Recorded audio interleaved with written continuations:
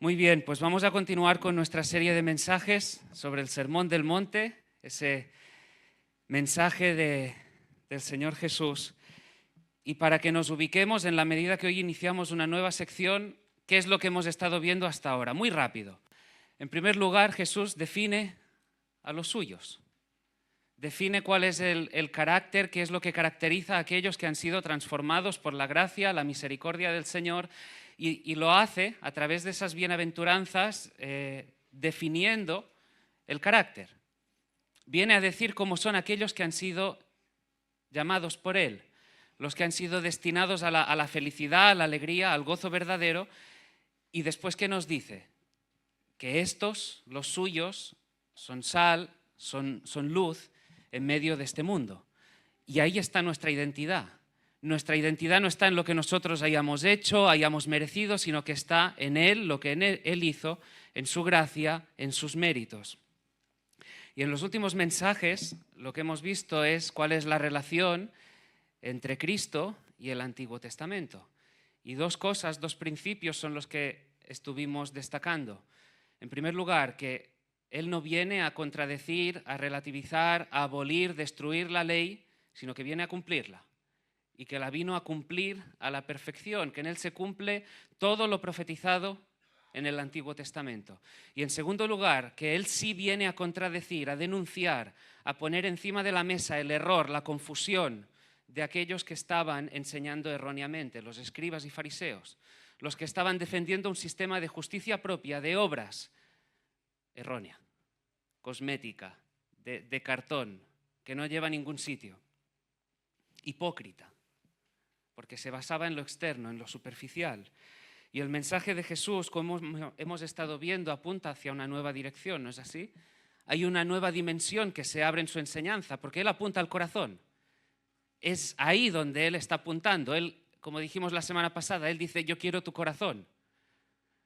No quiero solo lo que buenamente hagas en apariencia, en la superficie, sino que quiero tu corazón. Que tus motivaciones, tus pensamientos estén fijados en mí. Y es así que Jesús les dice, si vuestra justicia no es mayor que la de los escribas y fariseos, no entraréis, no veréis el reino. Vuestra justicia tiene que ser mayor. ¿En qué sentido? Que no sea externa, que no sea superficial, que no mire para vosotros, no es vuestra gloria, es la mía. Es lo que apunta al corazón precisamente.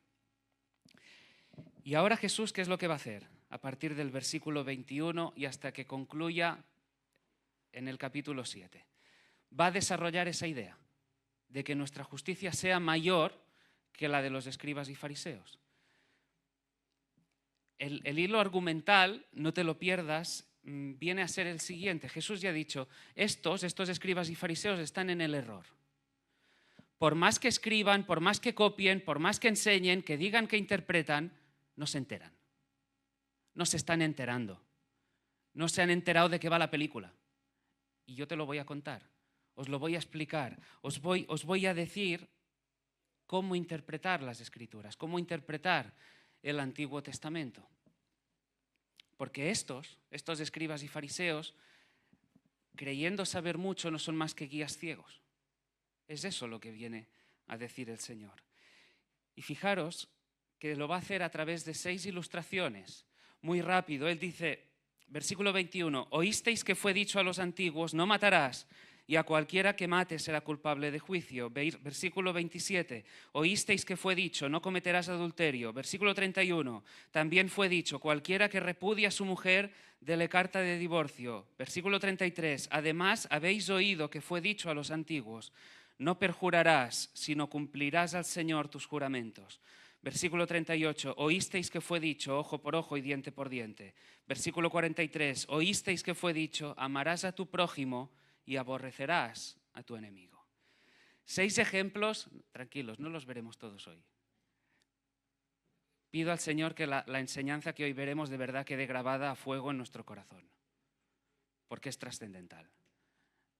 Pero lo que sí quiero enfatizar, destacando cómo empieza cada una de esas frases, ¿verdad?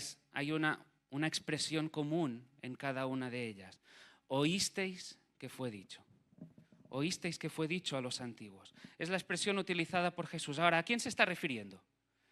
¿Jesús se está remontando cuando dice oísteis que fue dicho a la ley de Moisés o está apuntando a la enseñanza de los escribas y fariseos? Claro, si nos ubicamos en el contexto, si tenemos en cuenta que él dice yo he venido a cumplir la ley y por otro lado dice la enseñanza de estos es errónea, fácilmente podemos llegar a la conclusión, ¿no es así?, de que él está apuntando a los escribas y fariseos cuando dice oísteis que fue dicho. Oísteis que fue dicho a los antiguos, está señalando a esta enseñanza errónea que lleva a la confusión por parte de los escribas y fariseos, porque estos añadían una serie de exigencias. Recuerda que los rasgos característicos de estos hombres es que a su enseñanza añadían esas exigencias y daban una importancia muy, muy elevada a la tradición. Así que Jesús no estaba atacando la ley de Moisés. Lo que él había venido a denunciar, decíamos, era esa falsa enseñanza, la interpretación que hacían los escribas y fariseos. Hay algo que es significativo. Jesús no dice, habéis leído en la ley, pero yo os digo. No dice eso. Jesús dice, habéis oído. ¿De quiénes? De los escribas y fariseos. Habéis oído, os lo han contado, os han predicado, os han explicado, os han interpretado. Pero estos hombres han ido añadiendo y están en el error.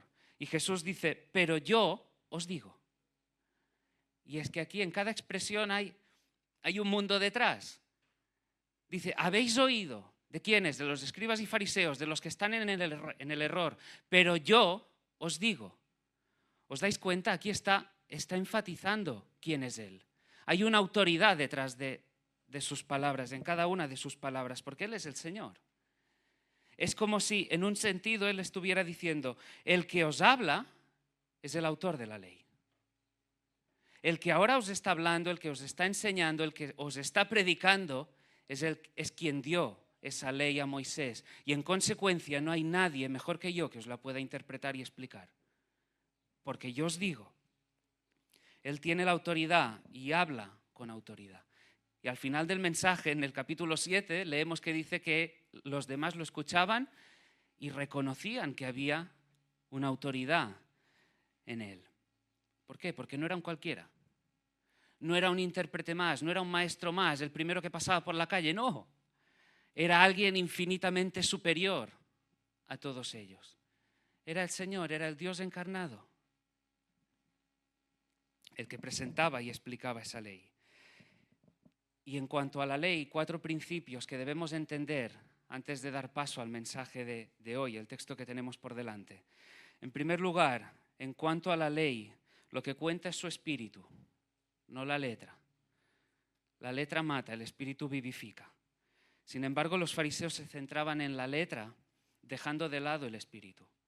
Ellos se centraban en el no matarás y lo habían malinterpretado. Su explicación sobre eso era errónea. En segundo lugar, lo que importa no es únicamente el acto externo, sino que las motivaciones, los pensamientos, lo que hay dentro de ti también importa. No se trata tan solo de lo que haces, de lo que exteriorizas, sino lo que estás maquinando en tu cabeza también importa. La malicia que hay en tu corazón también importa. Como también, por supuesto, la bondad. Y claro, como decíamos, ¿no?, la semana pasada, estos decían, no, yo no me acuesto con otra, estoy bien. Sin embargo, en su cabeza daban lugar a la codicia y demás pensamientos. La ley no debe ser vista, en tercer lugar, únicamente de una manera negativa, sino también positiva. Sí, la ley castiga, sanciona, pero también hay un anhelo de justicia. ¿Recordáis quién es el creyente? El que tiene hambre y sed ¿de qué? De justicia, de ver ese cumplimiento de la ley en sus vidas, en su vida, en su corazón. Y en cuarto lugar, el propósito de la ley, la vida misma. Ahora quizá dices, ¿cómo? En eso lo podríamos sintetizar, sí. La vida misma es el propósito de la ley, porque la ley nos lleva ¿a qué? a reconocer el pecado, reconocer nuestra incapacidad, nuestra imposibilidad. Ayer leía en 1 Timoteo, ¿para quién fue dada la ley? Para el transgresor, para el pecador. ¿Para qué? Para que reconozcan su condición y para que proclamen la necesidad que tienen de un Salvador. Y si uno reconoce su necesidad de un Salvador y viene a los pies de la cruz, ¿qué tiene? Vida, verdadera vida. De eso va.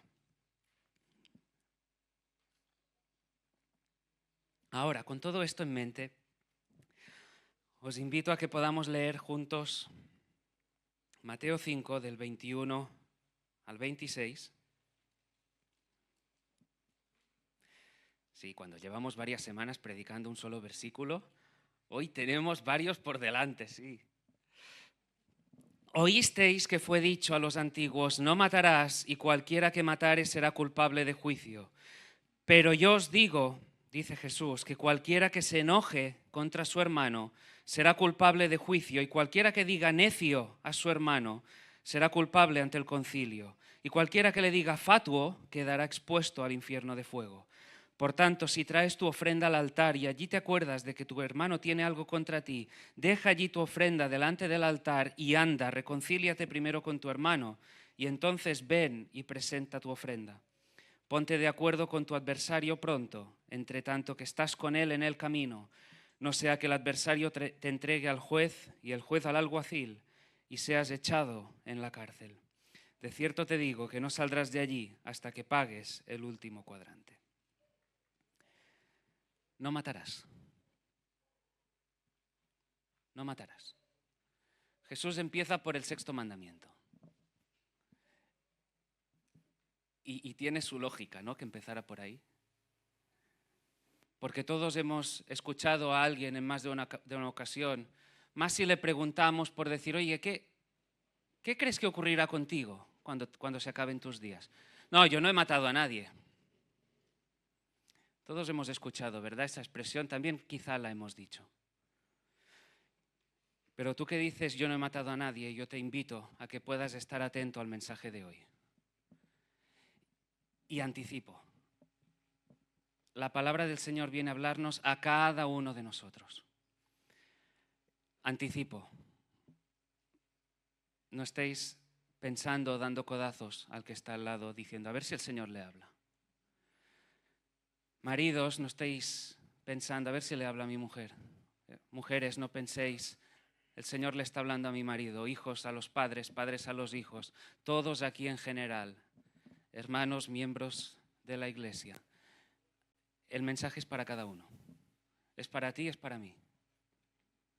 Apliquémoslo a nosotros y luego se verá reflejado de una manera preciosa quizá en el matrimonio, en la relación con tus hijos, en la relación con tus padres, en la relación en el trabajo, con la iglesia. Pero escúchatelo para ti.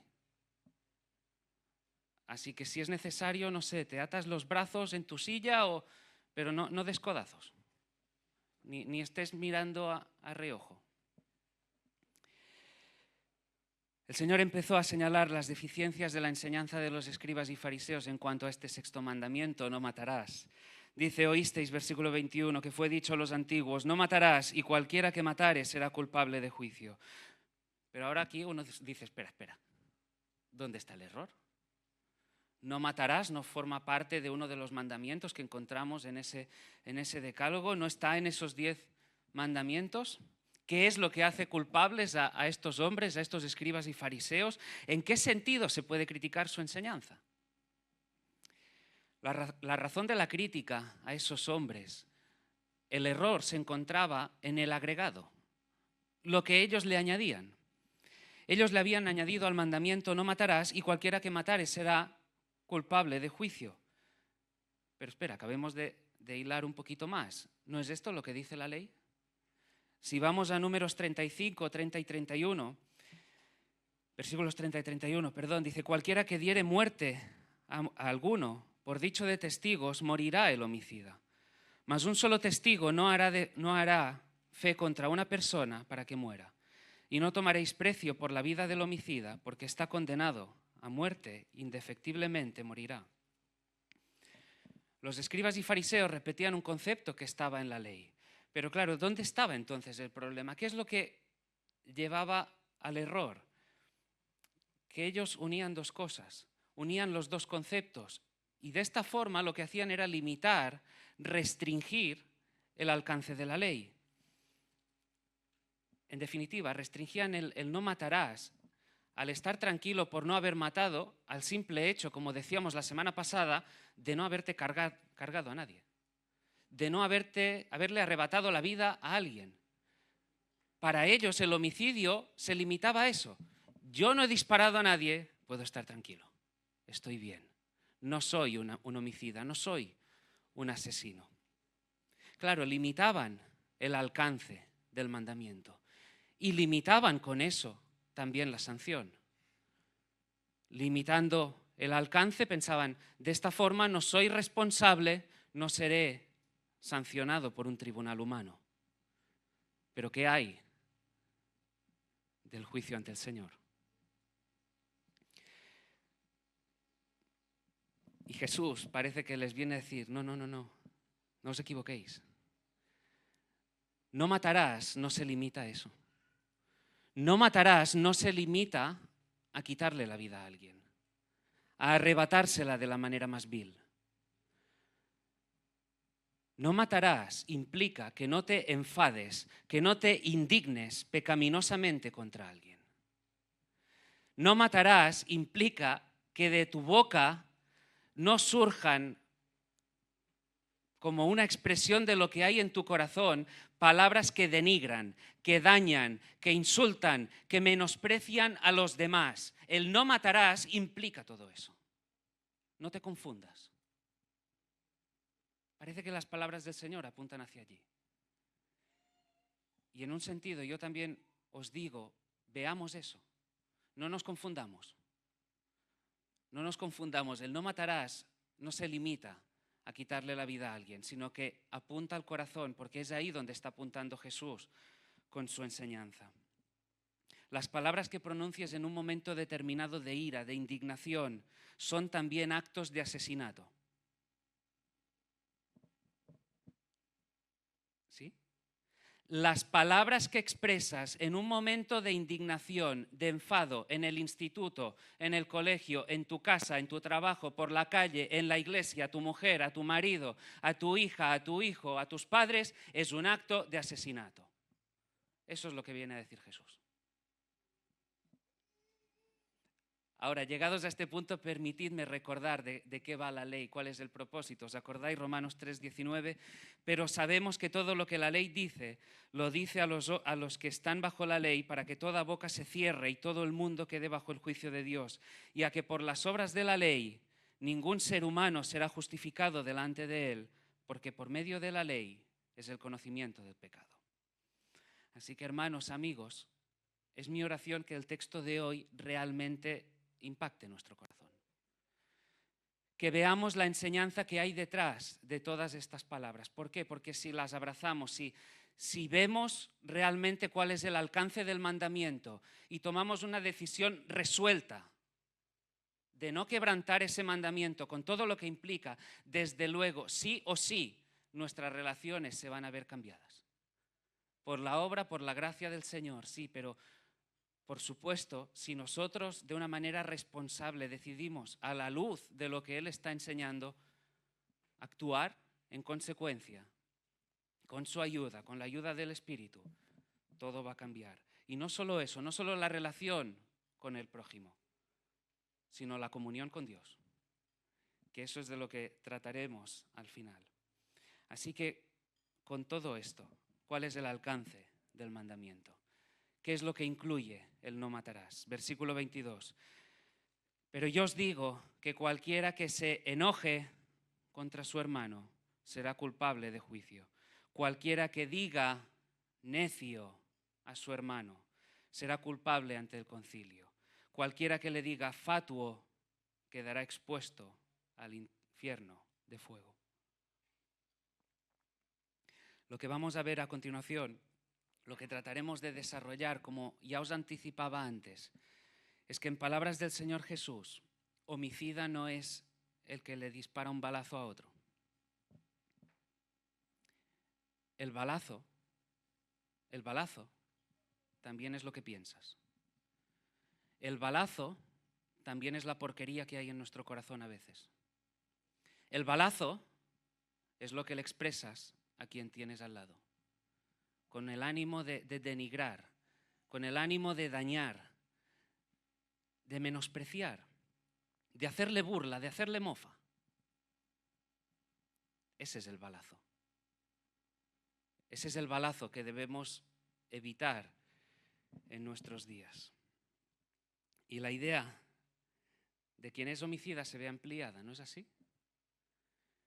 Hasta lo que hemos visto hasta ahora. La idea de homicida ya se ve ampliada, ¿no? Consecuentemente, si el concepto de homicida es ampliado, la sanción también, el juicio también. ¿Qué incluye el no matarás? En primer lugar, por supuesto, nos habla el Señor Jesús, el que se enoje. El matar incluye la ira pecaminosa. Acto seguido hablaremos de cuando la ira no es pecado, pero incluye la ira pecaminosa. Y aquí vemos ya de qué va la ley. Lo que decíamos antes, que no se trata simplemente de la letra, sino del espíritu. En palabras del Señor Jesús, es homicidio albergar ira, enfado, resentimiento, enojo en el corazón contra otra persona. Eso es homicidio. ¿Nos hemos enterado? Estar enfadado con otro es homicidio. Quizá hay alguno está diciendo, guau, pues yo me lo he cargado esta mañana. No debes enojarte, no debes airarte, punto. ¿Te has enterado? Nos hemos enterado. No debemos enojarnos, no de una manera pecaminosa, en ninguna de tus relaciones. Me detengo de nuevo. ¿Nos hemos enterado? Ni aquí, ni en casa, ni en el trabajo, ni en la calle.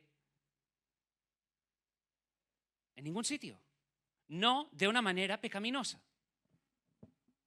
Acumular ira en tu corazón, en especial también hacia quienes comparten una misma fe contigo, es un acto atroz de homicidio.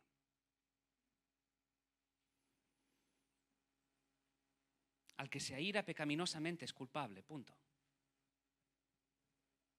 Al que como consecuencia, fruto de lo que hay en el corazón, orgullo, codicia, soberbia, egoísmo, da rienda suelta al enfado, a la ira, es culpable de homicidio. Culpable. Ahora, como ya os decía, no siempre la ira es pecaminosa. ¿Ah, no? No. No siempre. La Biblia nos enseña de una manera clara que la capacidad de airarse es parte también de la imagen divina en el hombre. Así como las Escrituras nos muestran que Dios es amor, que es un Dios de bondad, también nos enseñan que es un Dios de ira. Sí, es un Dios de ira. Dios está airado contra el pecado y contra cualquiera de sus manifestaciones. A algunos, claro, en determinados círculos no les gusta escuchar hablar de que Dios es un Dios de ira, pero Dios es un Dios de ira, es uno de sus atributos, es uno de sus rasgos. Un Dios santo no puede ser indiferente al pecado y con lo cual se aira.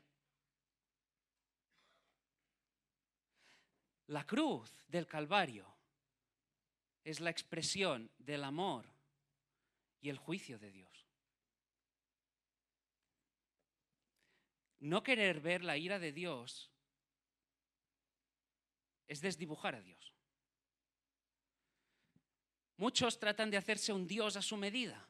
¿Sabes cómo se llama eso? Idolatría. Hacer un Dios a tu medida, a tu gusto, al tamaño que tú quieras, eso es idolatría. El Dios que viene reflejado, revelado en las Escrituras y que no oculta su enfado contra el pecado es un Dios de ira. Y nosotros, sus hijos, también en determinadas situaciones, por unas causas concretas que veremos ahora, también expresamos, sentimos ira, pero es una ira santa. Ahora, no me digáis todos, no, pero mi ira siempre es santa, ¿eh? No, ya. Tú sabes lo que te ha provocado a ira esta mañana o ayer o durante la semana. La ira de Dios es su eterno aborrecimiento, como decía, a toda injusticia. El desagrado y la indignación respecto a lo malo. La santidad de Dios actúa contra el pecado. ¿Os acordáis cuando veíamos en Romanos capítulo 1 acerca de la condición del hombre por naturaleza? Que nos dice en el versículo 18, porque la ira de Dios se revela desde el cielo contra toda impiedad e injusticia de los hombres, que detiene con injusticia la verdad. Pero es algo que vemos también en las Escrituras, en el Nuevo Testamento. ¿Cuál crees que sería el sentir de Jesús? ¿Cuál sería el tono de Jesús cuando les dice a los fariseos, a los escribas, ciegos, hipócritas? Cuando pronuncia esos ayes, que les dice, hipócritas, que lucís como sepulcros blanqueados, pero estáis muertos por dentro. ¿Cuál crees que sería el tono de Jesús? ¿Cuál sería el sentir de Jesús? Mira las palabras de Pablo, no pueden ser más claras. En Efesios 4, versículo 26, airaos, pero no pequéis. Puedes airarte. Puede haber situaciones, como veremos ahora, que por atentar contra la imagen del Señor, violentar su nombre, violentar su verdad, violentar al hermano, tú te puedas enojar de una manera santa. Pero no cuando tu enojo es fruto de tu orgullo, de tu soberbia, de tu egoísmo. La enseñanza, como vemos, es que podemos airarnos, pero sin pecar.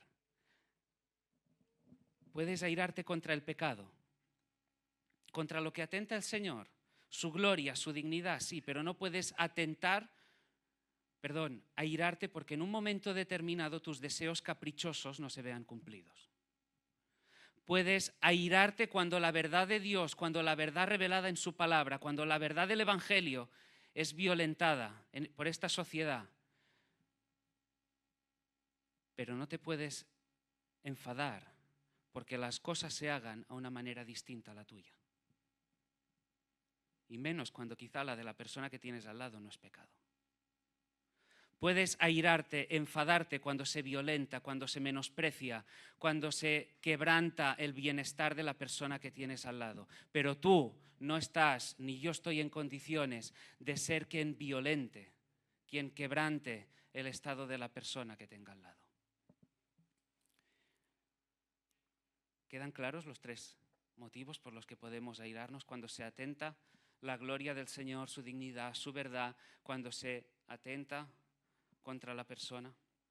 Ahora, ¿cómo puedo saber cuando mi ira es santa, cuando no es pecaminosa o cuando es fruto de mi indignación personal? Porque nos hemos sentido agraviados, ofendidos. La ira que refleja el carácter de Dios es una ira que sí, se enfada contra el pecado, pero va acompañada de una tristeza. Va acompañada de una tristeza por la persona, por lo que está haciendo, por lo que envuelve la situación. Y hay un deseo de ganar a la persona. Esa es una ira santa. Sin embargo, la pecaminosa sería aquella que tiene detrás ese deseo de venganza. Ese deseo de que ya se enterará, ya recibirá lo suyo. Que lo reciba.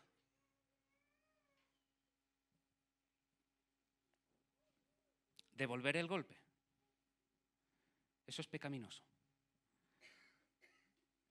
Son dos sentimientos muy distintos. Mira, hay un ejemplo en la palabra que nos muestra muy bien eso que estamos diciendo, que lo encontramos en la carta de Pablo a los Gálatas. Fijaros, Gálatas 3, 1 a 5. Oh Gálatas insensatos. Oh Gálatas insensatos. ¿Quién os fascinó para no obedecer a la verdad, a vosotros ante cuyos ojos Jesucristo fue presentado claramente entre vosotros como crucificado? Esto solo quiero de vosotros: ¿recibisteis el Espíritu por las obras de la ley o por el oír con fe? ¿Tan necios sois? Habiendo comenzado por el Espíritu, ¿ahora vais a acabar por la carne? ¿Tantas cosas habéis padecido en vano, si es que realmente fue en vano? Aquel pues que os suministra el Espíritu y hace maravillas entre vosotros, ¿lo hace por las obras de la ley o por el oír con fe? ¿Te imaginas a Pablo?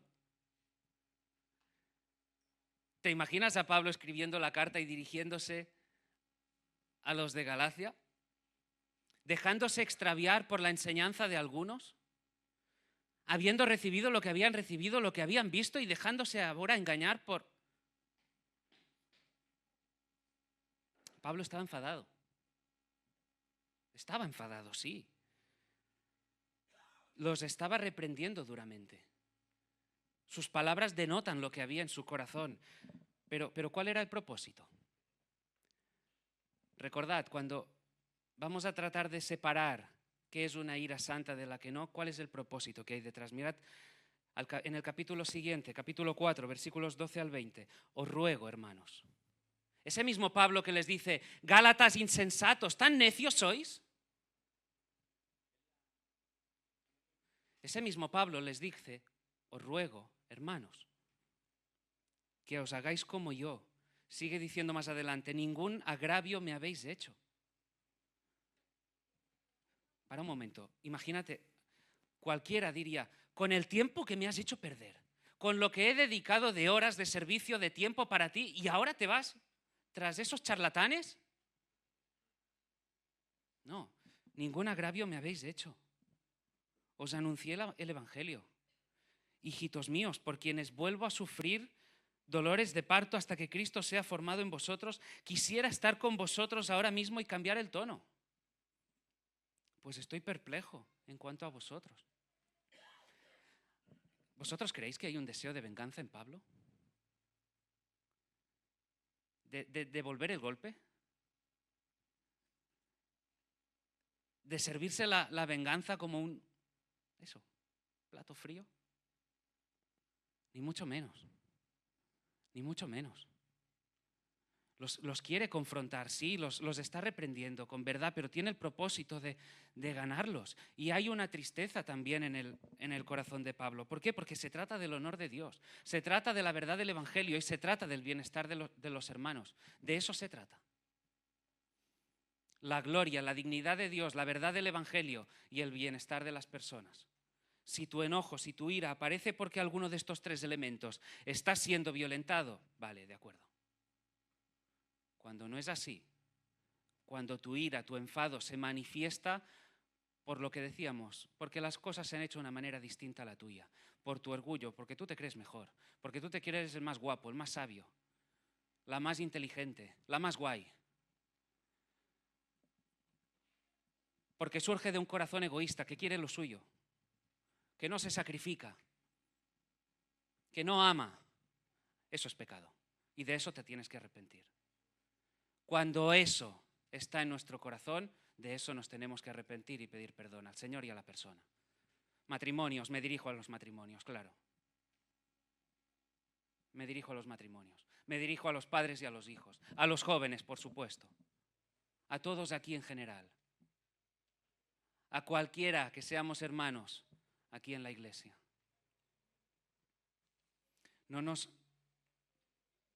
Entonces, ¿es pecado enfadarme por cualquier cosa que no sea el honor, la gloria del Señor, la verdad del Evangelio y el bienestar de la persona? Sí, es pecado. Está mal. Estás atentando al Señor, estás pecando. Eso es lo que prohíbe el sexto mandamiento. Quien alberga ese enojo en su corazón es culpable de homicidio. Ha quebrantado el espíritu de la ley, a pesar de que su molestia quizá a veces no es visible. ¿Por qué? Porque no se trata simplemente del acto externo, sino también de lo que hay en el corazón, de lo que estás pensando. Quizá no lo hayas verbalizado, quizá no lo hayas externalizado, pero si en tu mente, en tu corazón, ya la sangre está, ya está. Pero esa ira, ¿verdad?, siempre se manifiesta de una forma u otra. La forma más extrema, claro, quizá quitarle la vida a alguien. Pero el Señor Jesús nos dice en ese mismo versículo 22 cómo se manifiesta esa ira, qué es lo que no debemos hacer. Versículo 22. Cualquiera que diga necio a su hermano será culpable ante el concilio. Cualquiera que le diga fatuo quedará expuesto al infierno. En varias ocasiones hemos hablado, ¿verdad?, en las últimas semanas, meses, de la forma de hablar, que no debe ser cualquiera. Claudio nos compartió hace unas semanitas que no puede ser que con esa misma boca que venimos el domingo a alabar al Señor estemos saliendo por la puerta diciendo cualquier cosa. No, ese no es el testimonio. Así no se comporta un hijo del Señor. Lo que hay en el corazón, de eso habla la lengua. Eso es lo que exterioriza la lengua. Y todo pecado es pecado a los ojos de Dios, pero la ira precipitada, el egoísmo, sí, esa ira injusta, en esencia es un asesinato. Es un asesinato en nuestro corazón. Corazón y lengua, bíblicamente hablando, van de la mano. ¿Por qué? Por lo que decíamos, de lo que hay en el interior es lo que hablamos. Por eso lo que el ser humano necesita no es una lengua nueva, es un corazón nuevo. La cosa no se solventa haciendo un simple trasplante de lengua. Lo que se necesita es un corazón nuevo, transformado, vivificado, que el de piedra sea cambiado por uno de carne. Si no, podemos cambiar la lengua cuantas veces queráis, que si el corazón no está convertido, de nada sirve. Y el Señor usa aquí dos palabras que apuntan a lo que Él está enseñando. Dice, cualquiera que le diga necio, un insulto que atenta, que apunta al intelecto. Permitidme para que se entienda. Es llamarle a alguien estúpido, imbécil, insignificante, que venimos a denigrarlo, a menospreciarlo. Es un término peyorativo, feo, que denigra a la persona. Es un desprecio. Cuando en un arrebato de ira, de enfado, nos permitimos el lujo de despreciar, denigrar a esa persona, estamos cometiendo un acto de asesinato. Tal cual. Se ha cometido un homicidio. Ahora bien, un matiz importante, no es que el Señor esté prohibiendo el uso de la palabra necio, porque si no me diréis, en varias ocasiones en la palabra vemos el término necio. El mismo Señor Jesús llamó necios a esos escribas y fariseos. Pablo les dijo a los Gálatas, ¿tan necios sois? El problema no se encuentra en el término. El problema se encuentra con el propósito que hay detrás de usar esa palabra. Cuando el propósito es dañar, menospreciar, injuriar, quebrantar el estado de ánimo de la persona, su corazón, eso es cometer un asesinato, un homicidio. Eso es merecer la sentencia de culpable. Insultar, denigrar, despreciar, burlarse, mofarse del otro, como decía, eso es muy grave a los ojos de Dios. Si lo has hecho, eres un homicida. Si lo hemos hecho, ya sea que lo hayamos verbalizado, que lo hayas pensado, de quien sea. Si tú has pensado, este es un insignificante, es estúpido, un idiota. Mira, déjame que te lo diga bien claro. Si lo hemos pensado, somos unos homicidas. Eres un asesino. En palabras del Señor Jesús, eso es asesinato, es homicidio. Y es grave. El asunto es serio. El asunto es serio. Claudio lo explicó hace 2 domingos. La cuestión es que la persona a la que te estás permitiendo injuriar, denigrar, llamarle necio, es alguien hecho a la imagen de Dios. Es alguien hecho a la imagen de Dios. ¿Te das cuenta de lo grave? Es decir, a ese que ha sido, o esa que ha sido hecho o hecha a la imagen de Dios, tú dices, eres un estúpido. Que no sirves para nada.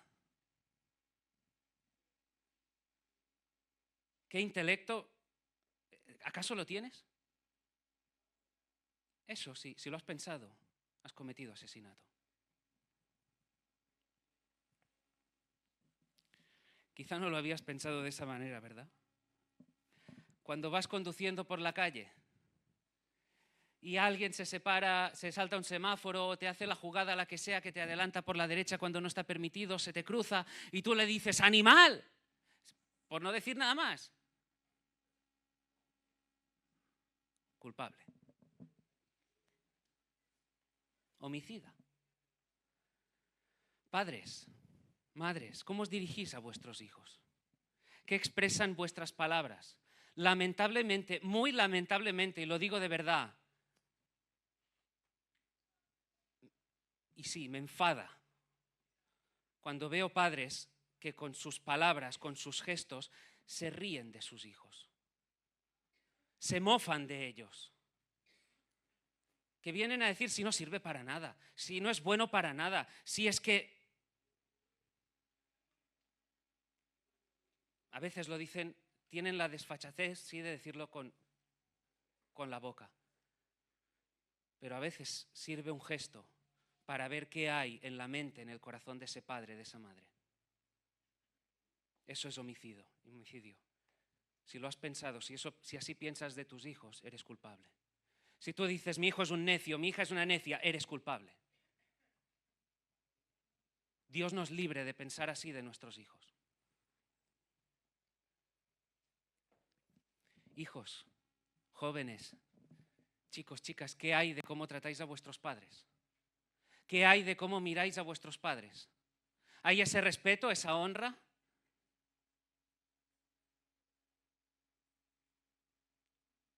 ¿O piensas es que mi padre y mi madre no se enteran de nada? No brillan por su inteligencia. Es un necio. Es serio, el asunto es serio. El asunto es serio. Puedo decirlo con el tono que sea, pero creedme que de verdad es serio.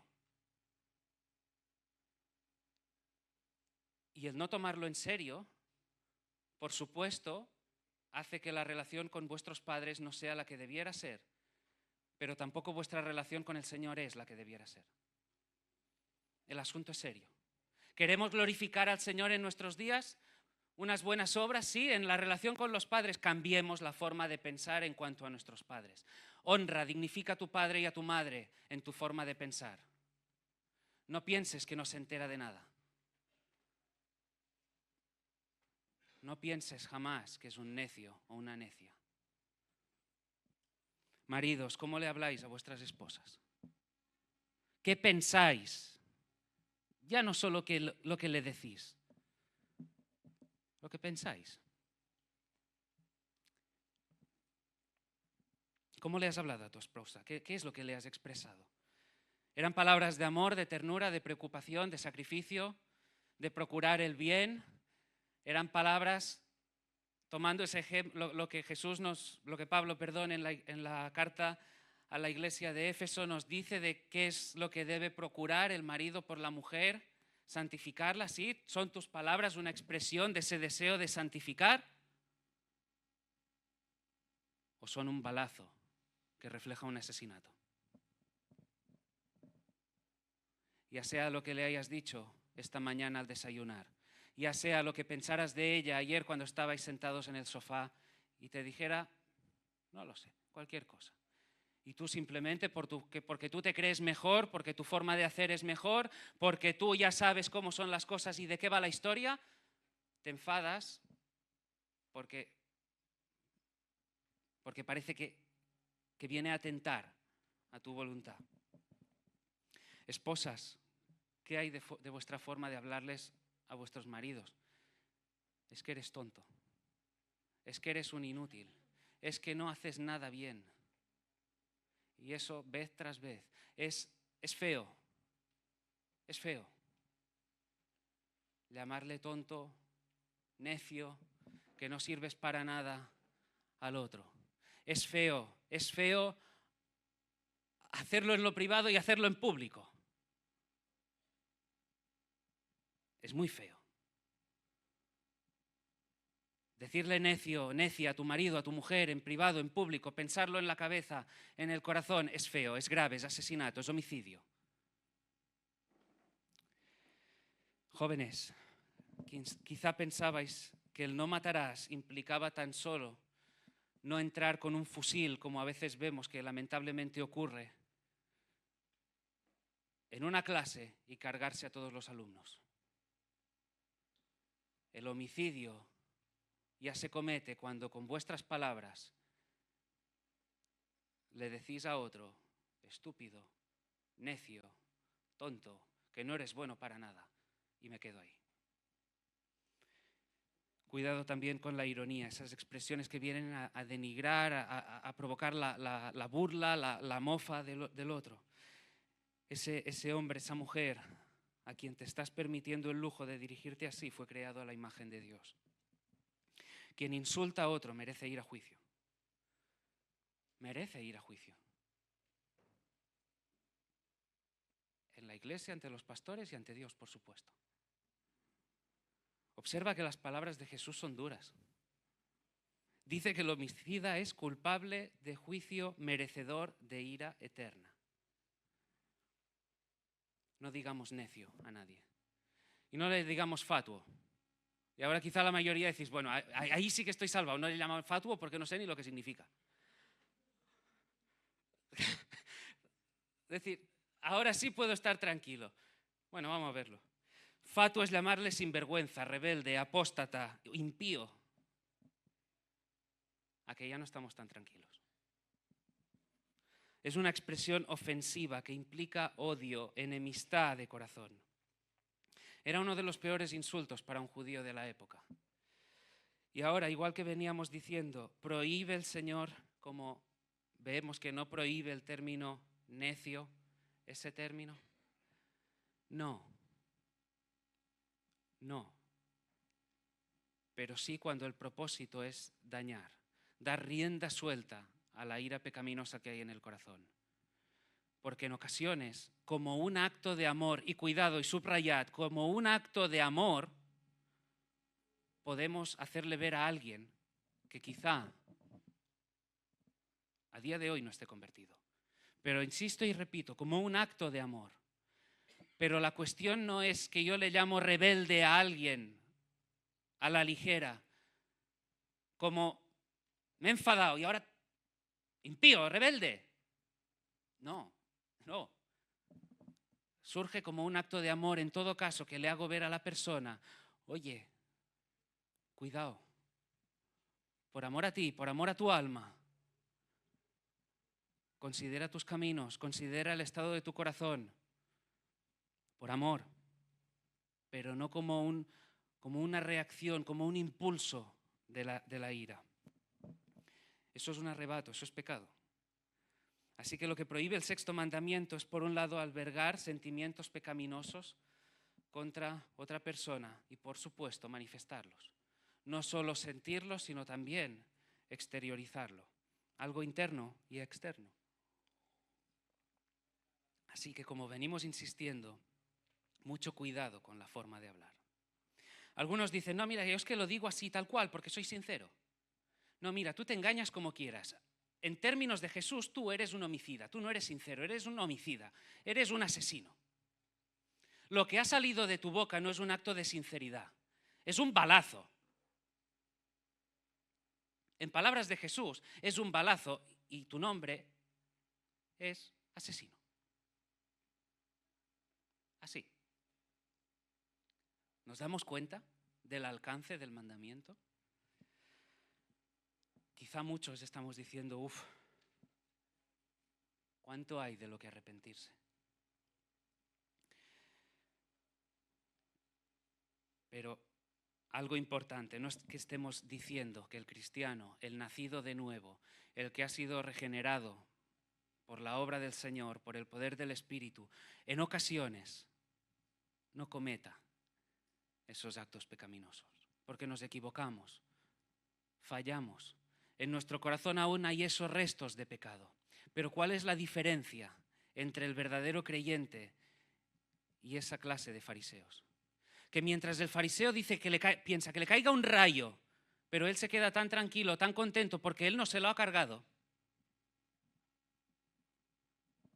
El creyente quizá dice, si cayera un rayo, pero inmediatamente dice, Señor, perdona.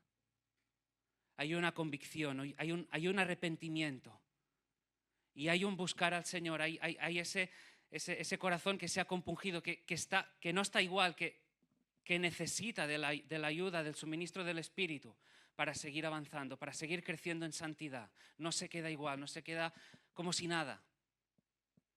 No confía en su propia obra, en su propia justicia, sino en la de aquel que vino a entregarse por nosotros. El cristiano, el creyente lucha. Se trata de dominar nuestra ira. Se trata de ejercer el dominio propio. ¿El qué? El dominio propio. Un fruto del Espíritu. Poder controlar, dominar nuestras emociones, forma parte de ese fruto del Espíritu. Ahora, fijaros qué nos dice el Señor en los versículos 23 y 24. Algo importante que debemos hacer, más en la medida, si alguno aquí ha dicho,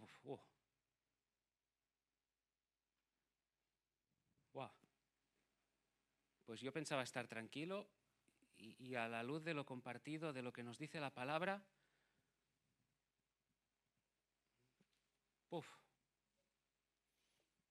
lo que merezco, cómo estoy con la persona.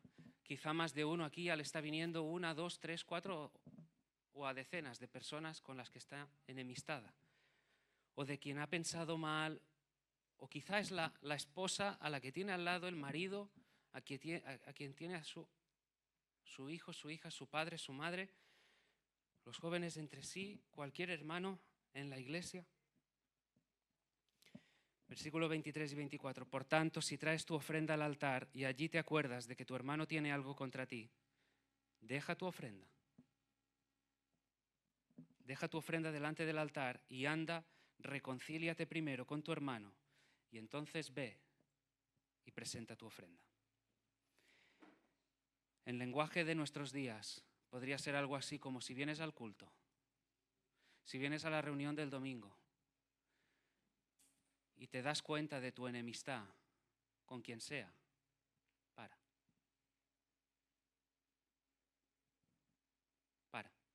reconcíliate. Reconcíliate con esa persona.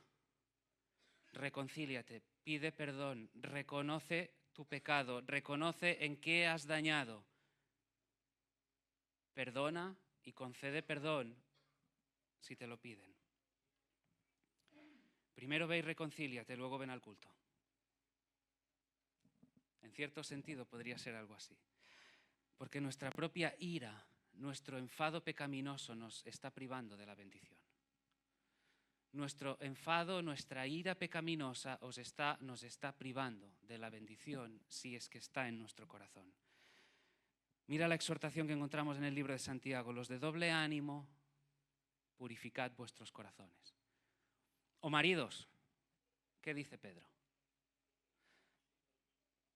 Tratad, ¿qué? Nos dice que tratemos a nuestras mujeres de una manera especial, ¿no es así? Con una honra, como ese vaso más frágil. ¿Por qué? Porque si no, no pasa nada. Para que vuestras oraciones no tengan estorbo. ¿Lo ves? Hay una relación en cómo tratas a tu esposa y tu relación con el Señor. Si te parece que oras y tus oraciones lo más que suben es al techo y bajan, piensa cómo estás con tu esposa. Quizá hay hombres aquí que dicen es que no estoy sintiendo nada, es que no hay comunión, no hay. Busco a Dios y parece que no. Haz el simple ejercicio de considerar cómo estás con tu esposa. Haz el simple ejercicio de considerar cómo le hablas a tu esposa, cómo la tratas. ¿Estás honrando a tu esposa? Puedes decir que estás honrando a tu esposa. Bien, sigue buscando. Estás deshonrando con tus miradas, tus gestos, tus pensamientos, lo que hay en tu corazón, con tus palabras a tu esposa. Bien, reconoce tu pecado, pídele perdón al Señor, pídele perdón a tu esposa. Ponte a cuentas y adelante. Deja tu ofrenda ahí, pide perdón al Señor, al hermano, y que tu adoración entonces sí sea auténtica. Las relaciones que tenemos entre nosotros afectan a nuestra relación con el Señor. ¿La entorpecen o la benefician? Pregúntate tú. ¿Cómo estás? Pregúntate cómo estás. Pregúntate cómo reaccionas frente a los demás. ¿Qué es lo que piensas de los demás? ¿Cómo reaccionas cuando alguien ve y parece que te dice algo que va en contra de lo que tú quisieras, lo que desearías, tu agenda, tus prioridades? ¿Qué? ¿Cómo reaccionas? A través de esa primera imagen, ¿verdad? Jesús nos enseña que la ira nos aleja de la bendición, de la comunión con Dios. Pero hay una segunda imagen que Él nos enseña cuando dice: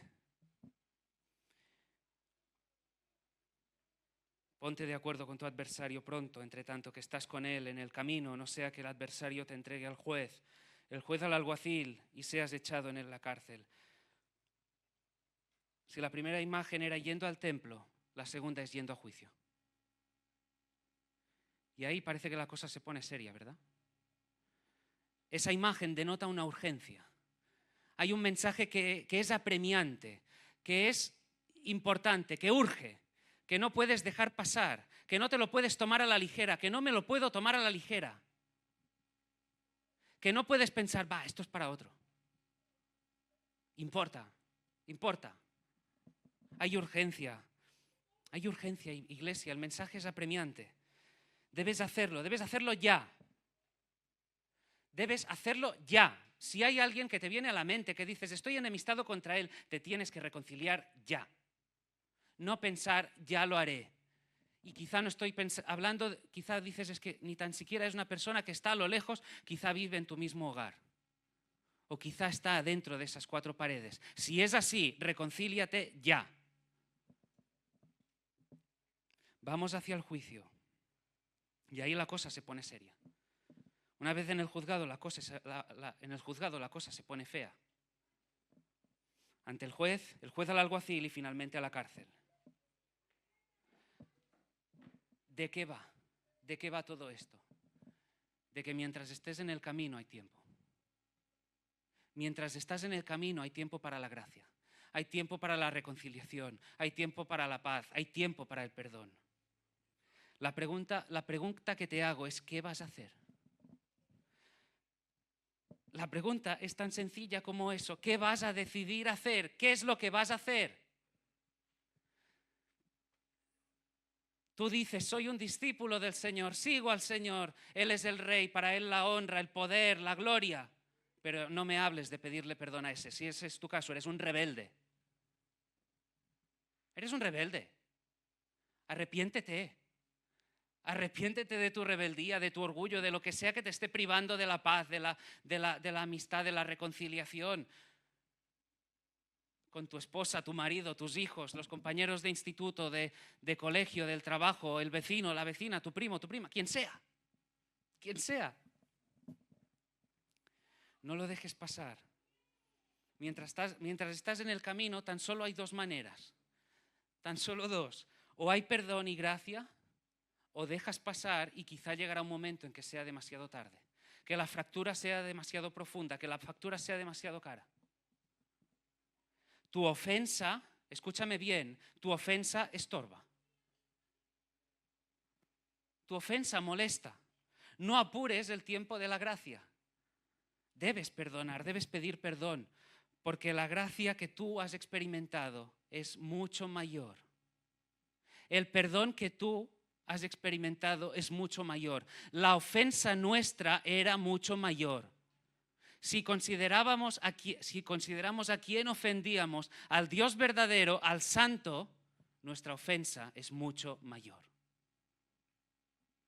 Tu ofensa, mi ofensa contra el soberano, el santo, alto, sublime, eterno, es mucho mayor que la rencilla insignificante que quizá puedas tener con el hermano. Él extendió gracia, misericordia, y como hemos dicho varias veces, ¿quién eres tú? ¿Quién soy yo para no extender perdón, gracia, misericordia al que nos ha ofendido? ¿Quién eres tú? Acuérdate de la parábola de los dos deudores. Tu deuda, mi deuda, era mucho mayor. La ira de Dios contra nosotros era santa y justa. Pero ¿qué hizo? Tuvo misericordia. La ley de Dios dice no matarás. En esas tablas de piedra que dio a Moisés decía no matarás. En nuestros corazones, en nuestra conciencia se ha escrito el no matarás. ¿Y qué hizo el hombre? ¿Qué hizo el hombre? Matar a Jesús.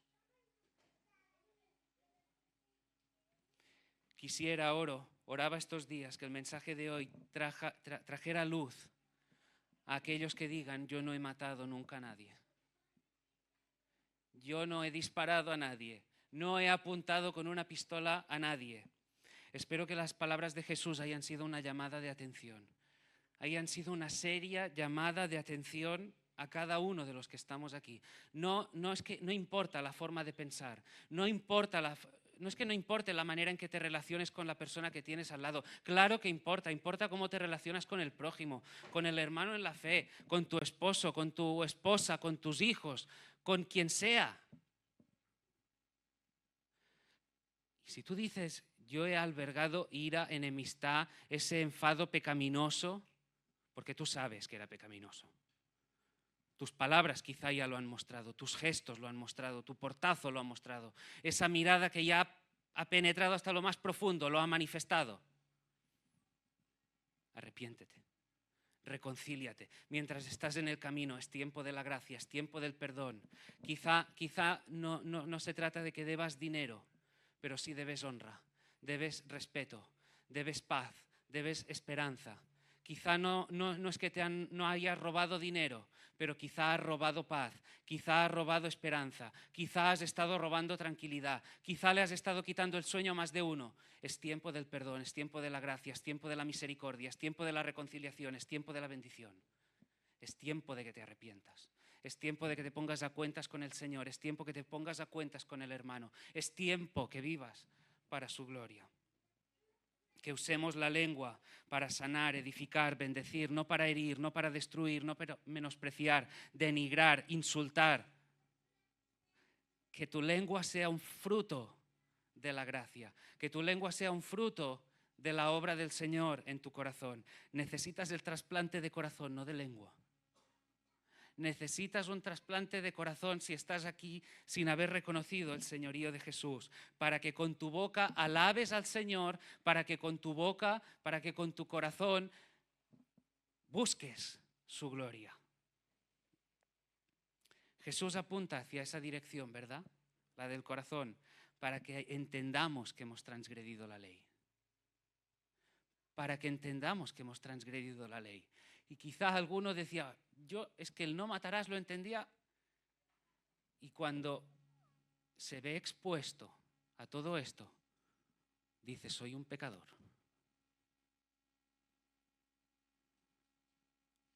La ley fue dada, sí, para el Hijo de Dios, para que la vea, reconoce su belleza, reconoce su perfección y la quiere para sus días, pero también fue dada para el incrédulo, para el pecador, para el transgresor, para el homicida, para que diga, me arrepiento, reconozco la fealdad del pecado, reconozco la fealdad que hay en mi corazón y necesito un Salvador.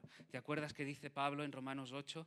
Mas ¿qué dice? Cerca de ti está la palabra, en tu boca y en tu corazón. Esta es la palabra de fe que predicamos, que si confesares con tu boca que Jesús es el Señor y creyeres en tu corazón que Dios lo levantó de los muertos, serás salvo.